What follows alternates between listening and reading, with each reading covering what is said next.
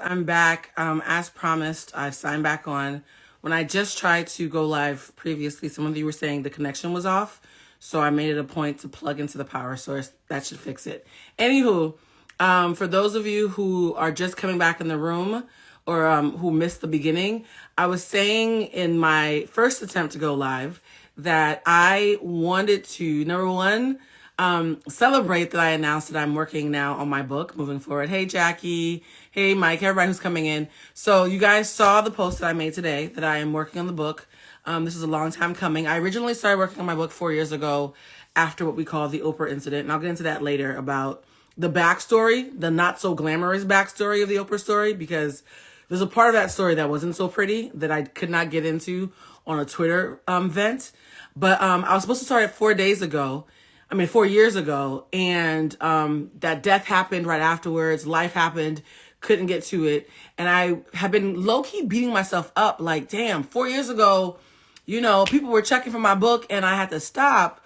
Did I fail myself? And the thought that brought me some peace. And shout out to my friend Sarita. Sarita called me this afternoon to check on me. And she's in the writer's room right now doing all this amazing work for her show and still found a 15-minute pocket to check on me. And I need y'all to know, it really means a lot when friends just care enough to say, hey, homie, I saw you're going through a thing. Are you good? So shout out to her and to Carla and all the other friends who always check on me whenever I make an announcement like this. But I was talking to her. She was like, how do you feel? And I said, 4 years ago was when I was supposed to start this book. And it didn't happen 4 years ago. And in the midst of beating myself up, I reminded myself, it takes you 4 years to graduate high school. It takes you 4 years to graduate college. Let's not even get into grad school. The past 4 years since I originally was supposed to start the book, it's been an education for me, just like college or high school. And the person I am today is very different than the person I would have been 4 years ago when I first took a stab at this. And so instead of saying, damn, I'm 4 years behind, I'm choosing to say that I'm 4 years wiser. And I think this version of me is going to write a much better book than my previous self, because there's so many lessons that I've learned. Oh, thanks, Mike. Mike, my skin is because I'm wearing makeup. And there's a really bright light above me right now that I put on so I wouldn't look like I was sitting in the dark. And I want you guys to know that one of the things that I'm really, really passionate about is teaching people about balance. Now, that seems like a really rich thing coming from a very theatrical, big-spirited, Afro-Latin woman who takes up space. You would not think at first blush that I am somebody who has mastered balance, but the truth is I really have. There is a colleague I have, and she recently called me a velvet hammer. She said, because I have the ability to tell people what I feel with no fucking filter and still make them clear that I love them. And that is a skill that it's taken me decades to master. How do you have those greasy, courageous conversations with folks while still making sure that love never leaves the room? I think a lot of people have normalized using cruelty as the only method of accountability. I was talking about this previously. When it comes to the coaching sector, there are two extremes that everybody knows. There's the self-aggrandizing, nothing's your fault, just blame it on your childhood group, which makes you feel like I must have boundaries and I'm gonna tell everybody they got me fucked up and nah. We all know those coaches who are always telling you about how to tell everybody else that they got you fucked up, right? But who never spend time pausing to let you know how to receive constructive critique in return. So there's the self-aggrandizing folks in this sector. Then there are the really harsh Ayanla, I'm gonna tell you suck and not on my watch and bang the table, right? We are very comfortable with those two extremes. So one is pandering to insecurity, and the other one is full of gotchas and ziggers and sass. That's all cute and performative, but in real life, the thing that makes people feel safe is balance. The thing that makes people feel like they can come back to you is compassionate accountability. And compassionate accountability is not something that is naturally intuitive, right? We like to think that our instincts will get us where we're going. That's some bullshit, okay? I'm a West Indian woman. My mother is Haitian. My daddy is Cuban and a man-ho. Y'all know how them Latin lovers be. And I was talking to my homegirl today from work, and we were talking about it, and I was like, sis, in the West Indian community, there's no such thing as boundaries. There's no such thing as boundaries in the West Indies, okay? We don't have that. All these soft conversations that happen in the Western world, my culture does not even have that. So for me, I did not want to have one of those, ooh, Blue's gonna snatch our wigs and make us feel bad and tell us about ourselves. I don't want to write that book, okay? There are plenty of unhealed people who want to be gurus and who want to be seen who can write a book where they tell you you suck. I also don't want to write the book where you blame everybody for your problems. I'm looking to write something that teaches people how to find that sweet spot in the middle. Someone said, can you write about your aunt raising you? Did you know she was your aunt? Same thing happened to me, but it was family secret. It was devastating. Yeah, no, I knew my aunt was I was a love child. So my family secrets, my poor mother, I probably need to give her a warning before the book comes out, because I'm going to be using personal anecdotes. I am going to be changing the names to protect the innocent and the guilty who have good lawyers. I'm not trying to get sued behind this book, y'all, just to give it a buck with you. But I am going to be writing about how I personally got to the space that I'm in. I already know what the book's going to be dedicated to. It's going to be dedicated to my to failure and my mother. Because to me, failure and my mother are my two greatest teachers. And so the book will be dedicated to that. I've always known that I was going to write a book dedicated to those two things. And it's not going to be something where I act like one day I woke up and I got all the answers. Because that's bullshit too. It's going to be like you're sitting down talking to an older sister, a big cousin, or a wise friend who is willing to tell you all the keys to the kingdom that she was able to find on her journey. There's some things that I've learned the hard way. I have a very, very hard head. I'm very stubborn. And so I learned all my lessons 3 or 4 times. So if I share something, it's not theory. I bumped my head a couple dozen times, fucked up, got my heart broken, fucked up again, got my heart broken again, cried a little bit, bought a vacation I couldn't afford, had to come back and pay for it. Like, I learned things the hard way. And I think the beauty of having someone who's learned things the hard way write a book about self-mastery is... Oop, let me see. Is the connection back, guys? Somebody said, same girl, same. Thank you. There's a lot of people out there who are hard-headed, who read books about, like, Eat, Love, Pray, where someone just woke up one day as a rich white woman and went to Italy and ate pasta and all their dreams came true, and it doesn't resonate. What happens when you're 30, 35, 36, 37, 38, 39, 40, and you're still fucking up? What about those people? Those folks who technically feel like they're old enough to know better, but are still trying to figure out their way in life. I wanted to speak to that crowd, right? And also, too, I wanted to talk about relationships in a way that I find is more transformative instead of performative. I think a lot of times we hear people share platitudes about love and relationships, and it sounds good on paper, but again, you walk away like, okay, that's a cute story, bruh, but how do I apply that to my real life? My intention solely with this book is that every chapter you read, you walk away with homework about how to tangibly apply this shit to your real life. Shout out to the 15 years of coaching clients that I've had who have been my guinea pigs. The only reason why I feel confident doing this offering is because I've had a decade and a half of testing it out on real life people and watching their lives change and tweaking and adjusting it based on what works. Fuck what sounds good. I don't give a shit what sounds good. People work hard for their money, and if you're going to spend $19.99 on a book or whatever else, you want to know that's something that actually works in real life. Now, speaking of 4 years ago, when I was supposed to write this book, oh, hey, Kenya. I feel like all my friends are coming in here. I wanted to spend some time talking about relationships, because one of the chapters that I'm currently working on, yes, guys, I've been quietly working on this like little by little over the past couple of weeks, but today was the day I decided to make this a full-time thing. So there's going to be some clients of mine who are going to have to be let go. My calendar already for consultations is booked until late October. So, yeah, my bookings are pretty full to the end of the year. So I will honor, if you've booked some time with me for a consult, I will definitely honor that despite the book coming out. I just want everybody to know that there'll be less of me going around while I make the book my priority. Now, one of the things that I want to share that I'm writing about the book is something that I shared while I was having dinner with Brian Henry a couple weeks ago. Shout out to Brian Henry. If you're in the LA area or even in DC or New York, you know all about Brian Henry. B-Hen is a really prolific DJ who's all over the place, traveling the world. I think he might be in Nigeria right now. He's a jet setter. And he and I were having dinner, and I was saying, Brian, I'm going to be working on my book, and one of the things that I want to talk about is the relationship hierarchy. Now, I'm going to pause before I get into this, right? If you have a friend who is going through some bullshit in a relationship right now, please tell them to come into the room. If you are going through some shit with a relationship right now, get you a drink, because we about to have a real conversation. I have some plantains that are cooking on the stove. I hope I don't burn them down while I'm having this live. So I'm trying to finish this in the next 15 minutes. But this is probably singularly the thing that freed me the most when it came to love. Now, I'm going to expound on it on the book, obviously, because I want you guys to buy my book. But I still believe that when you're an abundant person, you can give away freebies. I'm still going to be doing these lives giving away freebies, okay?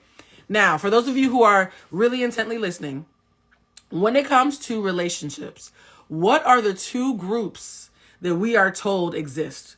We're told that they are, by the way, write this down. It's called the relationship hierarchy, according to Blue, because everything is according to me, y'all. There's two versions of relationships that we are told exist. There are those who are in relationships and those who are single, right? And we're told people who are in relationships, someone said, I'm family love, family secrets are harsh and painful, very complicated to navigate. Oh, I'm fine. I don't have any family secrets.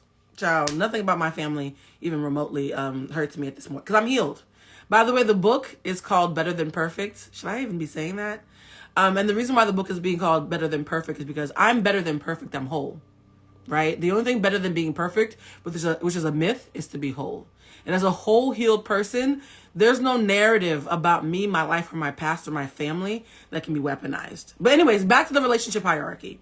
We are told by society that you're either single and crying into a cart of ice cream, or you are in a relationship and blissfully happy and living the dream.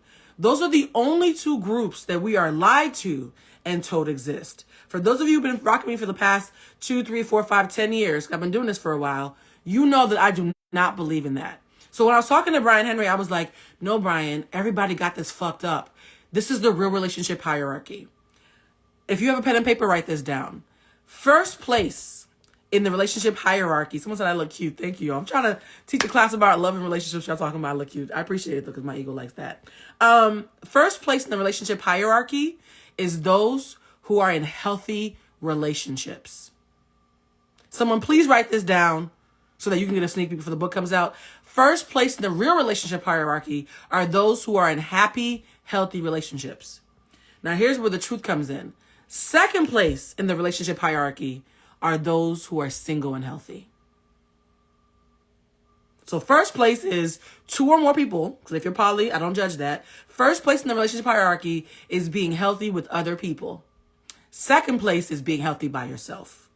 Third place is being unhealthy by yourself and not making it anybody else's problem. And last place is being in an unhealthy relationship. That is the real relationship hierarchy. Spot 1 is healthy together. Spot 2 is healthy alone. Spot 3 is unhealthy by your damn self.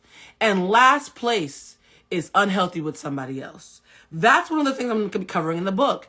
And so a lot of times when I'm giving relationship advice, people say things to me, and it's usually those who are in fucked up relationships. Blue, you're single. How can you give me advice about relationships when you're single? And my pushback is always, sis, I'm in second place, you're in fourth. Why wouldn't I be able to give you advice from up here? Please stop thinking that being in a relationship alone puts you in first place. That is a lie, okay? I'm going to repeat it one more time for all the folks who just came in the room.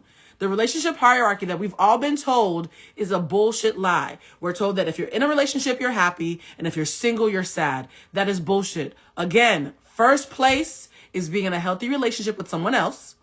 Second place is being healthy by your damn self. Third place is being unhealthy and figuring it out but not making anybody else's problem because you're alone.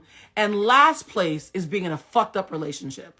So a lot of you out there are in last place talking shit to me while I'm in second place trying to get to first place. It does not make sense. Okay? So be honest. There's a lot of last place people pretending to be first place. And there are a lot of second place people who are ungrateful and don't realize they're in second place, bemoaning their slot and feeling envy for people who are in last place. That looks crazy to me. As a second place placement, the only people that I could even find any inspiration from are people who have another me next to them. So I'm healthy alone. So if I see somebody who's healthy with somebody else, that's the only motherfucker who could tell me anything. Does that make sense, guys? Does that make sense? A lot of you out there are not giving yourself enough credit for the work that you have done on yourself. If you are alone and crying in the shower and going on friend dates and smoking a little bit of weed on the weekends and just trying to find your joy, that's okay. But I need you to readjust your crown and realize that you are only one spot from the promised land. And that promised land only exists if you believe in romantic relationships. There are people who are aromantic and asexual who don't want to be in a relationship, and to them that is first place. But if you do want to have a partner, being healthy alone is second place, y'all. Please remember that. You are in second place. Right now, there is somebody in fourth place on the gram posting beautiful pictures who wishes they could take your spot.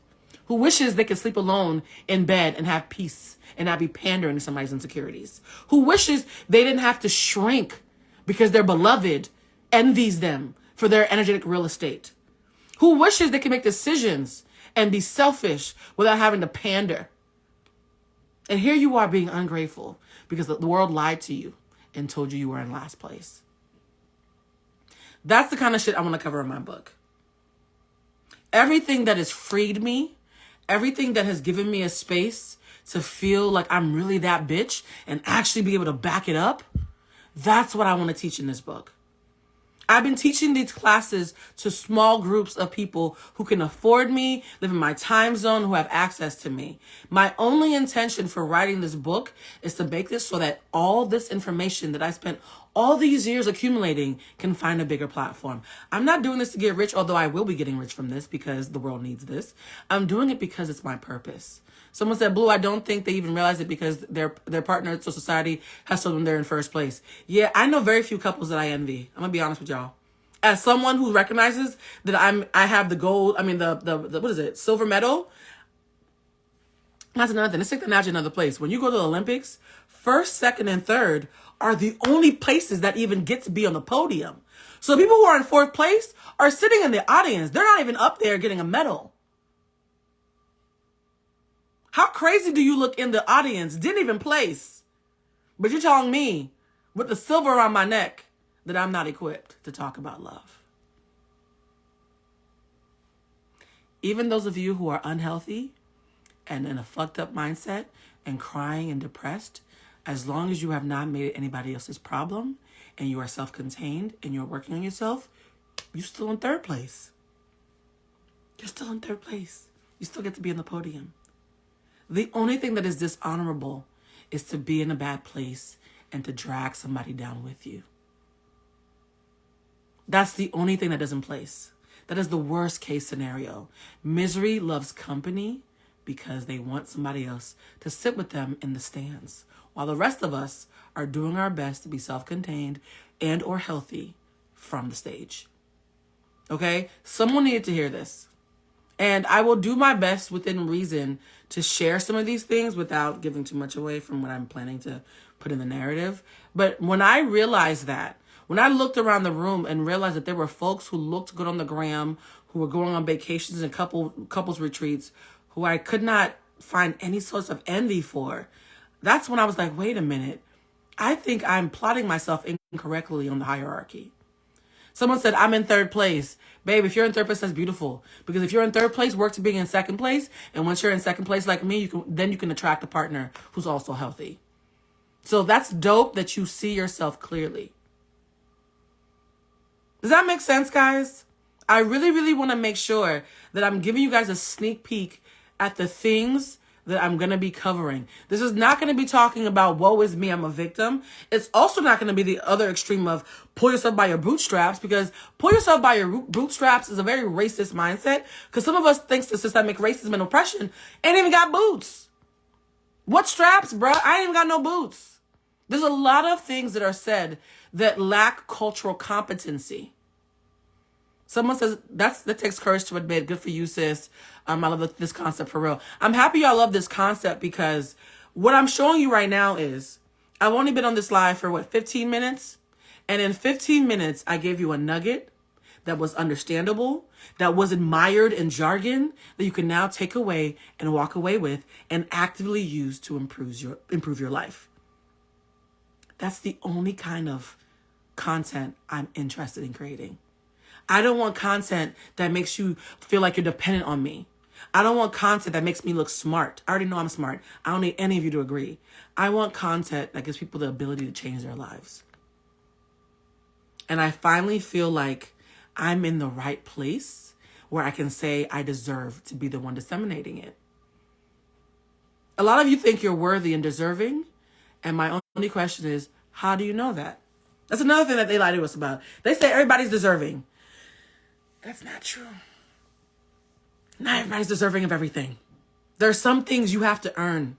And I think what's happened is we spend so much time putting salve in people's wounds that we've unintentionally handicapped them. When you have a cast on your arm, right? The cast is meant to stay on for, let's say, 6 to 8 weeks so that your joints can get back together and heal. But what happens if you kept the cast on for a year? Your arm, those muscles in your arm would start to get really loose and saggy and atrophy, and then suddenly you wouldn't be able to use your arm anymore, because that same cast that within reason helped you get back on track, if you do it for too long or for a degree that is not reasonable, suddenly handicaps you. A lot of this rhetoric that you hear is supposed to be given in small doses to help you out, but instead you guys OD on it and it handicaps you. That's where the sweet spot of balance comes in, guys. How much is enough to heal, but not enough to handicap you? How much is enough to empower you without getting you drunk off your own hubris?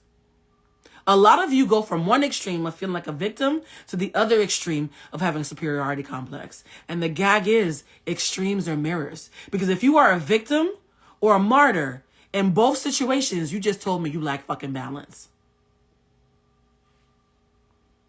Did you really improve? Or did you find a nicer outfit to put on your pain, right? A lot of you aren't healing. You're just finding cleverer ways to be in pain. You're just finding more high-functioning ways to show up for the public. And meanwhile, that same wound inside of you is still a big old gash where your heart used to be. I want people to not give a shit about how things look and focus on how things feel. Because once you learn how to be honest about your feelings, that's when you can trust your gut. I tell you all the time, one of the cliches that I hate is trust your gut. I disagree with that so much. Not everybody's gut is worth trusting. A lot of you are mistaking unresolved trauma for instinct. So we need to get you to a point where you can have an emotional colonic, purge out the bullshit, and then trust your gut. Make sense? So yeah. This book, I'm excited. I'm humbled that I'm finally ready. And I think the note that I want to end on, I can smell my food burning, but fuck it. I wanted to tell this story, so I'm going to tell this story before I leave. Someone said, Blue, I mentioned some of your teachings to my grad students. Thank you. You guys, if you guys ever have speaking engagements that you want me to talk to folks, let me know, because I really get fed having this kind of discourse with folks. It's one of the reasons why I've been doing the workshops for so long. I really enjoy doing the work, right? A lot of you say did the work in past tense, which is bizarre, because until you die, you're still doing the work. I actually enjoy doing the work.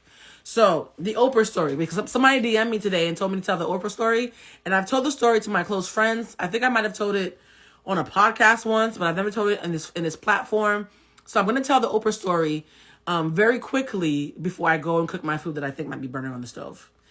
About 4 years ago, 4.5 years ago now, I was working for the Griot as a senior writer, and I was the only writer that was on the ground living in DC.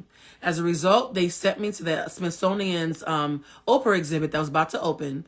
And the mindset was, we're going to send a bunch of journalists to the exhibit, have them watch the exhibit, see how amazing it is, and then tell the world to show up for the grand opening. That was what I was told. I was also told, Oprah's not going to be there, so don't get your hopes up. It's just you walking through and doing your job. So I go to the exhibit.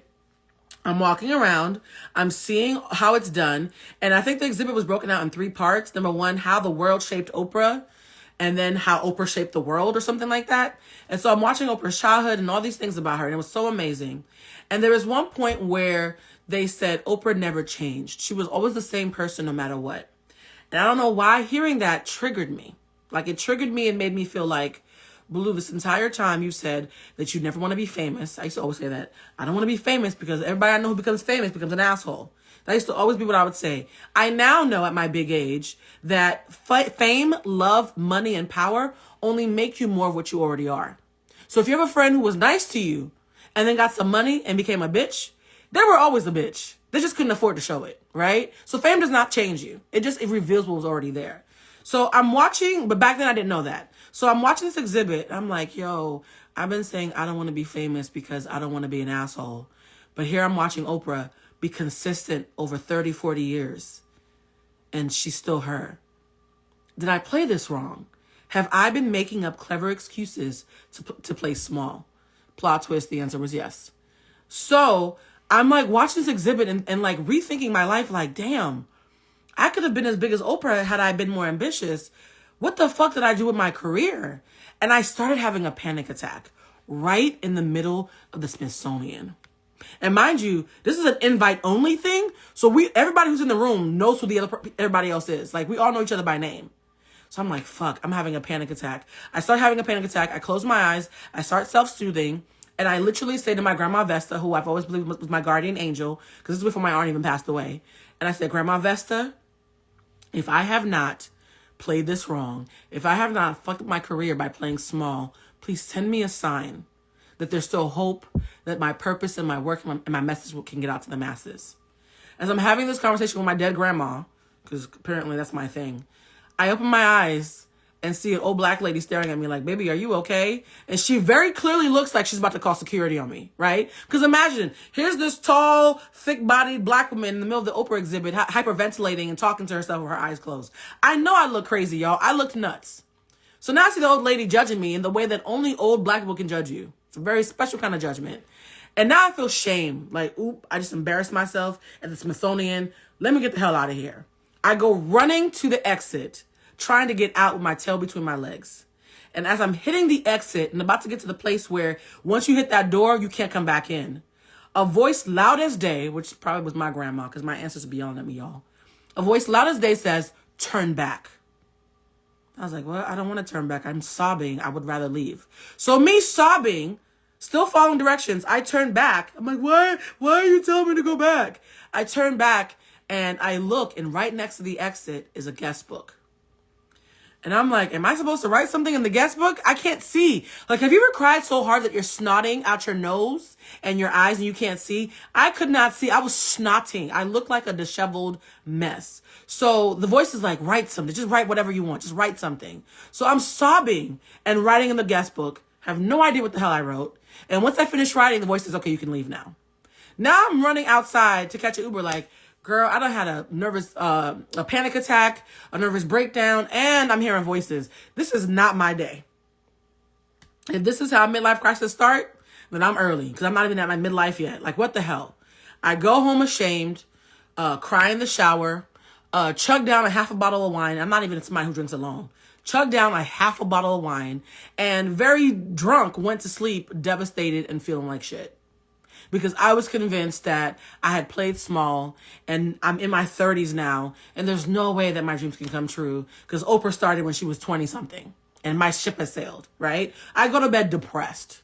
And y'all know depression sleep is different. When you go to bed depressed, it's a different kind of sleep, y'all. So I go to bed depressed and the next morning my phone was next to my face and I wake up to my phone flashing in my face. That's what wakes me up. It's my friend Jordan. Shout out to Jordan. Jordan White who I love, who apparently watches CBS in the morning, is texting me nonstop, Blue, what the fuck is going on? You made Oprah cry. And I was like, what? She was like, girl. And so I texted like, what are you talking about? I just woke up. I didn't meet Oprah yesterday. She said, Blue, I'm watching CBS right the fuck now. You just made Oprah saw something. I saw your name because you wrote a biggest day. And now she's sobbing. And I was like, girl, send me a link. So she sends me the link. And sure enough, unbeknownst to me, right after I had run out of the Smithsonian crying my eyes out, having this panic attack, Oprah and the CBS film crew came in right after me. And they walked through the exhibit and they're looking at everything. By the way, this clip is still available. I should post it somewhere. And they're walking through the exhibit and Oprah's being very stoic. Like, yes, that's my old desk. And oh, that's my old, wig, whatever. Like, she's just walking through like another day as Oprah. And at the very end, the curator says to her, hey, we have a couple of journalists who wrote you something in their guest book and we want you to see what they wrote. So Oprah starts reading the stuff in the guest book. And then out of nowhere, I see my name in my handwriting in big letters. And she reads what I wrote and then starts sobbing and puts her head in her hands. At this point, I'm like, man, Jordan, you full of shit. Because Oprah read a bunch of stuff. Like, who's to say what made her cry? She could have been crying because, the accumulation of 40, 50 years of work. She's not that old. Let me not be petty. 30 years of work or whatever got to her. Why do you think this has anything to do with me? As I'm texting that, talking shit to Jordan in text, shout out to Jordan again, because I'm sorry, girl, I didn't believe you. Gail comes on and says, yeah, we were all doing okay, and so we started reading the guest book. And I was like, oh, that is me. So then I tell my boss that there was an editorial call that I was missing during all this. And I say, hey, guys, I'm sorry I'm late for the meeting, but apparently I made Oprah cry. I'm watching it right now. I'll be with you in a second.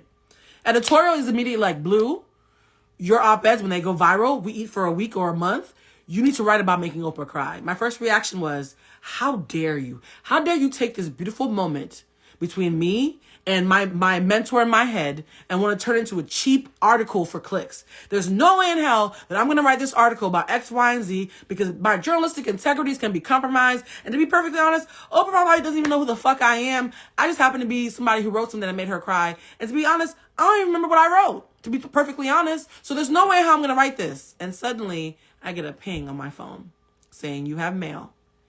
And it's from Oprah's team. And I was like, oop, hold on, y'all. And I got a message from someone on Oprah's team. And you guys, a lot of powerful people do not have lots of followers and don't even have their pictures as a profiles. Because whenever a big person's team hits me up, it's usually a very nondescript page that looks like a bot. So this lady hits me up and she says, hey, I'm so-and-so. I'm the head of blankety blank for Oprah's team, X, Y, and Z.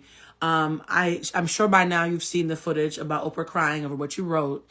And she wanted me to reach out to you to tell you why she cried in detail.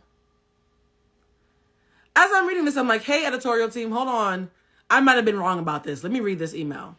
According to the email, what they were saying is back in 1987, when Oprah first started her show, she was being dragged. People were like, who's this fat, brown, black woman who's on the stage? A potato has more charisma than Oprah Winfrey. She'll never be a star in this town. So in 1987, when she started her show, people were talking lots of shit about her. And she felt away because she's human, y'all. Everybody's human, including Oprah. And she was feeling down and out until one day she read a message from a 7-year-old girl. By the way, I was 7 when this happened. So me and the little girl were the same age. And the 7-year-old girl wrote, Oprah, you make me feel like my voice might matter someday. She read that letter, and that letter single-handedly gave her the push that she needed to keep going. Because she was like, you know what? They're calling me everything but a child of God. But if little girls are watching me and thinking that I represent them, I need to keep going. For 25 years, everything she did it in her mind for those little girls, like the little girl who wrote her that message, right?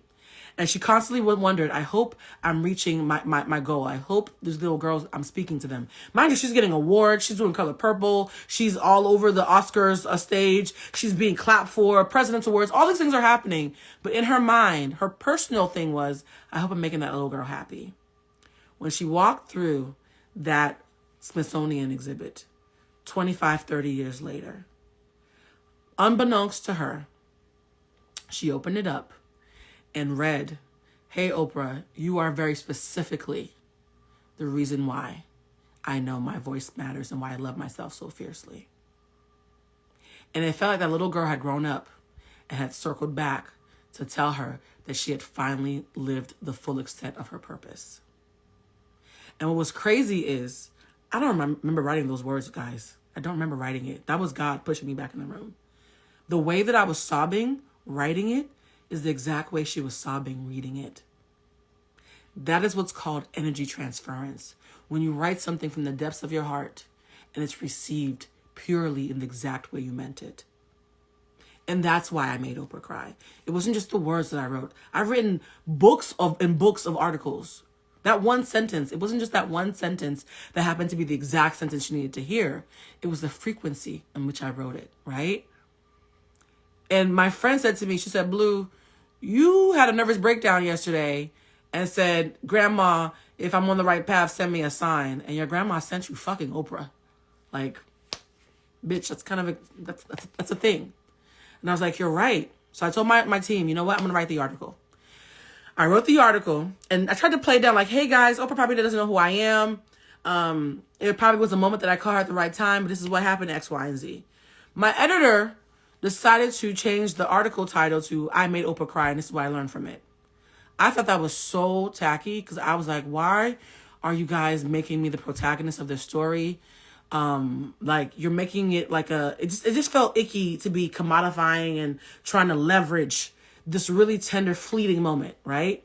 So in the article, I think something to the effect of, "Oprah probably doesn't know who I am. She probably doesn't even remember my name. But this is what I learned about not playing small and X, Y, and Z." Like, the whole article was like, this cool thing happened to me, y'all. But it's not about the name dropping. It's about the lesson, which tends to be the way that I write most things, right? Like, fuck the name dropping, fuck the clout. What is the lesson? What's the gem? What's the takeaway?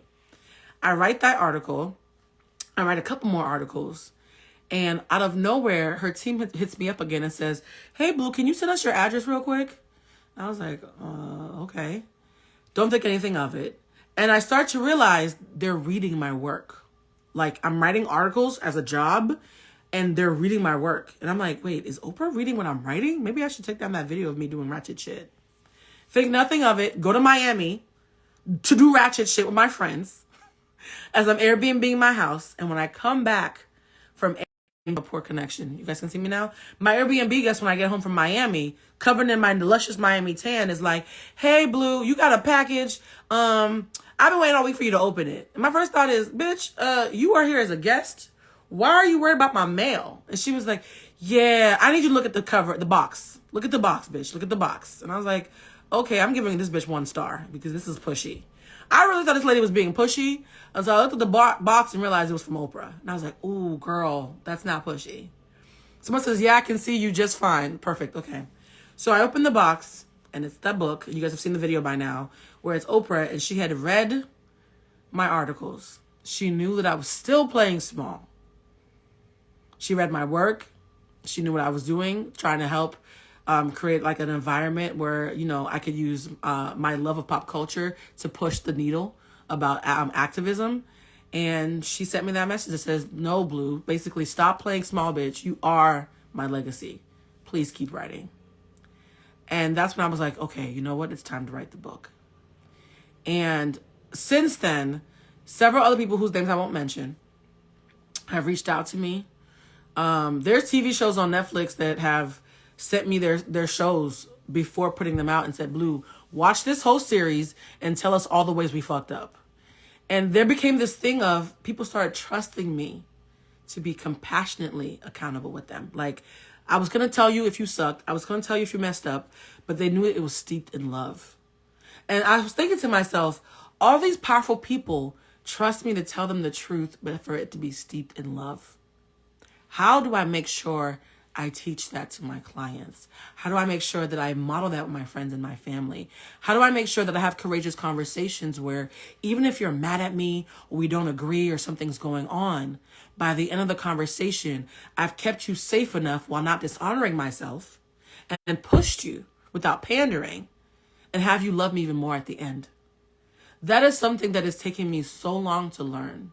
And I think I'm finally in a place now where I can give it away. My goal is to give it away. And it's so crazy because I mentioned this before as well. I'm very consistent. I tell the same stories over and over again. I had a past life reading a couple months ago. And the lady who was doing the reading, she told me, she said, Blue, I've never said this to anybody before. This is very weird, but you didn't have to come back. If you believe in reincarnation, the whole point of reincarnation is to come back to learn things that you hadn't learned before. And according to this person who I trust very much, she's a spiritual teacher of mine. She said, Blue, you actually didn't have to come back. You learned all your lessons. This life is a freebie. You just came back to help. And I think having her say that really freed me in a way, because there've been so many times where I found sincere joy from being of service and watched people be confused by that, not trust it, dismiss it, or take advantage of it, right? And knowing that this is just why I'm here and that I don't have to explain it, and if you don't believe it, that's on you, it's been incredibly freeing. So, my food is definitely burnt. You guys just ruined my dinner. I can smell it. It smells good, though. This is all to say, guys, it takes a year to birth the book. It's going to take me a long time to encapsulate 19 years of teachings that I've learned. 19 years of experience, 19 years of, oh wait, I just thought of something. It's the year 19 that I'm starting the book. That means I'm going to finish the book on the 20th anniversary of my career. Oh shit. Why did I not do the math? Okay, I don't want to cry because I cried my last life. I'm not doing it again. Oh, that is so perfect. It makes sense that I would finish the book on the 20th anniversary. 20 years of hard-earned lessons. How fucking perfect is that? Okay, guys. Epiphanies, somebody said take your time. I will, because it's going to be a full year full of stuff. To my friends who are watching this, please recognize that the book is a priority. So I'm still going to be engaging and having fellowship, but there might be days or weeks even where I have to disappear to write. And I want to make sure you don't take that personal. Carlos just said 19 years means more than one book, Blue. Yeah, it does. I'm not even going to lie. I have about 2 or 3 books outlined in my head. But I want to crawl before I can walk. Thank you, Carlos. Even to Carlos thank you, Carlos, for holding me accountable. I appreciate you, friend. I owe you a phone call. Someone said, thank you, Blue, for coming back to help and teach us. Yeah. I want to come back and help and teach, but I also want to have a glorious life too. Because according to the past life reading that I had, a couple of my past lives, I ended depleted in a martyr and helping everybody but myself. In this life, I want to have as much fun giving as I am having receiving. And that's the part that is going to be fun to explore in the book. For those of you who missed earlier, please watch this live because I give a couple of tidbits at the beginning about relationships. Also, too, guys, I say this a lot, but I'm going to say it again before I go. Stop using the word selfless. Nothing in this fucking world is selfless. It's impossible and hypocritical to believe that everything in this world is interconnected while thinking that anything doesn't feed back to self. Interconnected means it all feeds back to self. When you do something good, when you do something righteous, when you do something decent or something kind, be willing to admit how you're feeding yourself. We all need incentive. We all have incentive as human beings. So some incentives are more noble than others, right? And I say this all the time, y'all. Getting a paycheck is not as noble as doing something because it feels good to help your community, but they're both a currency. Be honest about what currencies you are wielding and dealing with people. I recently had to have a courageous conversation with myself about my love life, about how I keep falling for cowards. All the men that I have fallen for have been cowards. And I recognize at my big age that the reason why I fall for cowards, I root for cowards, I enable and try to fix cowards is because my daddy was a coward. And I think subconsciously, because my love wasn't enough to make my father stay, I'm hoping that if the man I love, even if he shows up as a coward, if I can make him stay and help him heal, it'll make it for my daddy issues. And I had to have a moment with myself where I had to admit that and say, I deserve someone who's just as brave as I am. I'm sharing that not to overshare, because I could have done without sharing that bit. I'm sharing that because a lot of you are cowards. And you keep finding clever ways to find brave people to hide behind. Brave people to drag you across the finish line. Brave people whose hearts you can break because you can tell subconsciously that they are invested in helping you heal. And a lot of you are those brave souls who keep trying to fix cowards. Cut that shit out. Take all that energy and direct it inward. The next time I meet a coward who says, Blue, you're so amazing, I'll say, thank you. Where's your brave cousin? Tell him to come out here. Anybody who's watching this, because my exes love to watch my lives. My former fuck buddies love to watch my lives. People who've had crushes on me who were too cowardly to tell me how they felt love to watch my lives. So for any of you who are watching my lives who benefited from my desire to teach a coward how to fall in love, please know, no mas. I have to choose between my book and y'all. I can't do both, right? So the beauty of me working on this book is all the time I spent trying to save motherfuckers who didn't deserve it, who wouldn't show up for me fully, I can now spend it gifting it to the rest of the world and building my legacy. Can't do both. Okay? I'm going to end on that note. All right, guys, have a wonderful Monday. Someone said that's on period poo. Y'all so spicy in the comments. Have a wonderful Monday. Choose yourself while still making room to choose those who deserve you.